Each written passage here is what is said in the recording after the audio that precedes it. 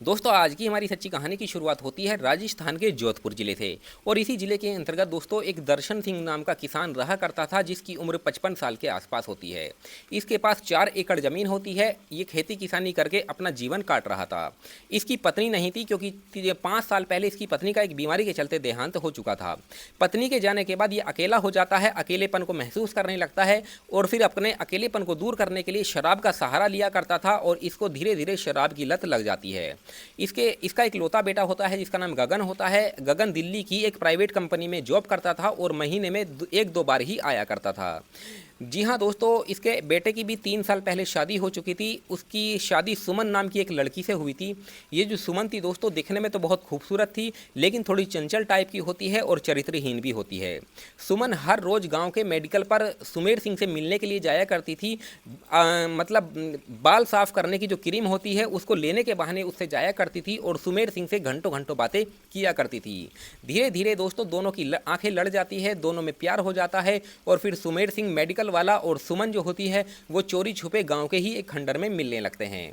लेकिन दोस्तों जब 4 दिन का समय गुजरता है तो गांव का ही एक अतुल नाम का व्यक्ति इन दोनों को पकड़ लेता है और इसकी खबर सुमन के ससुर दर्शन सिंह को दे देता है। दर्शन सिंह जो दोस्तों आग बबूला हो जाता है और पहले सुमेर के पास जाता है और उसे डराता है, धमकाता है कि वो उसकी बहू से दूर रहे।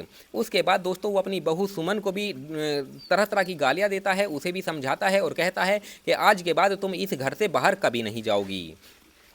अब दोस्तों इधर जो सुमन का पति गगन होता है वो भी अपने घर पर आ जाता है और फिर 5-6 दिन रहता है और फिर वो भी दिल्ली चला जाता है। इस तरीके से दोस्तों धीरे धीरे समय गुजरने लगता है।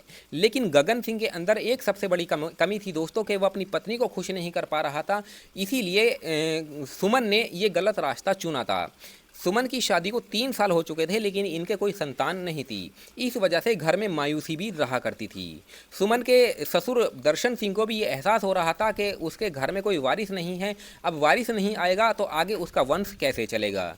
इसीलिए वो अपने दिमाग में एक प्लानिंग बनाता है और उसे शक हो जाता है कि कहीं ना कहीं उसके बेटे के अंदर ही कमी है, जिस वजह से घर में कोई संतान नहीं हो पा रही है।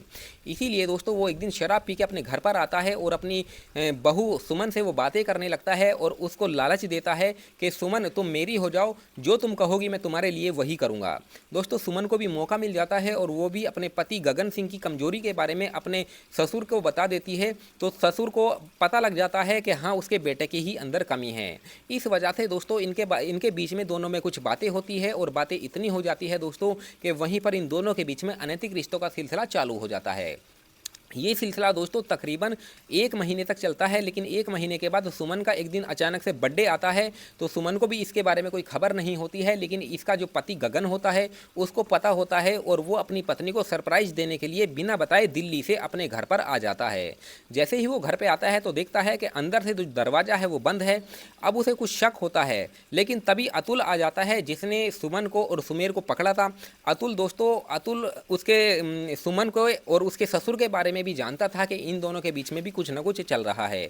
इसीलिए दोनों की वो पोल गगन सिंह के सामने खोल देता है। गगन सिंह को पता लगता है कि उसका जो पिता है और उसकी पत्नी है वो दोनों मिलकर धोखा दे रहे हैं।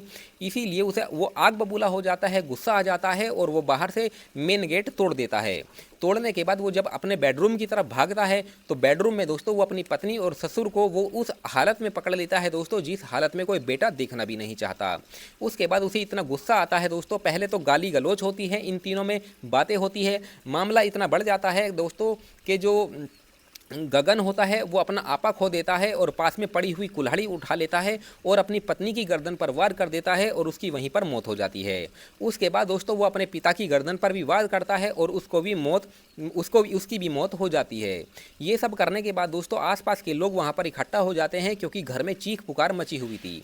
उसके बाद दोस्तों पुलिस को बुला लिया जाता है। पुलिस मौके वारदात पर आ जाती है और इस मंजर को जब देखती है तो दोनों को जो शव होते हैं उनका पंचनामा बना के उनको पोस्टमार्टम के लिए भेज दिया जाता है। लेकिन इधर गगन जो होता है दोस्तों उसको गिरफ्तार कर लिया जाता है और थाने लेकर पहुंच जाते हैं। जब थाने लेकर पहुंचते हैं तो उससे पूछताछ की जाती है कि भाई तुमने ऐसा क्यों किया है, तुमने कानून को अपने हाथ में क्यों लिया है। दोस्तों गगन जो होता है वो अपनी पत्नी सुमन और अपने पिता दर्शन सिंह के बारे में पूरी सच्चाई पुलिस को बता देता है कि इन दोनों के बीच में ऐसे ऐसे मामला चल रहा था, मुझसे बर्दाश्त नहीं हुआ, मैंने अपनी आंखों से देख लिया। अब कोई बेटा अपने पिता और अपनी पत्नी को जब इस हालत में देखेगा तो उसके दिल पे क्या गुजरेगी और वो क्या कर सकता है, इसके बारे में तो आप जानते ही हैं। लेकिन दोस्तों, जो दरोगा साहब होते हैं वो गगन सिंह को समझाते हैं कि तुमने कानून को अपने हाथ में लिया। अब कानून को जब अपने हाथ में लिया तो इसकी तो सज़ा तुम्हें मिलेगी ही। तुम पुलिस के पास आ सकते थे, इन दोनों की शिकायत कर सकते थे, आगे चल के तुम अपनी पत्नी को तलाक भी दे सकते थे, लेकिन तुमने ऐसा नहीं किया और कानून को अपने हाथ में लिया और अपराध तो अब तुमसे हुआ है, अब इसकी सज़ा तो तुम्हें मिलकर ही रहेगी। उसके बाद दोस्तों पुलिस इसके ऊपर एक चार्जशीट बनाती है और इसे वहाँ से जेल भेज दिया जाता है। आज के समय में दोस्तों गगन सिंह जेल में हैं। आगे चल के इसको क्या सज़ा होगी इसके बारे में तो मैं नहीं कह सकता हूँ, लेकिन आप लोग मुझे ये बताइए, क्या गगन सिंह ने अपने पिता और अपनी पत्नी के साथ जो किया, क्या वो सही किया या फिर गलत किया, इसके बारे में आप हमें ज़रूर बताइए।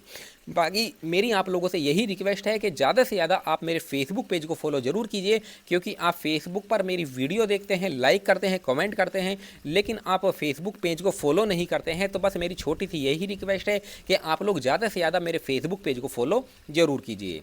चलिए दोस्तों, मिलते हैं फिर किसी और वीडियो में, तब तक धन्यवाद।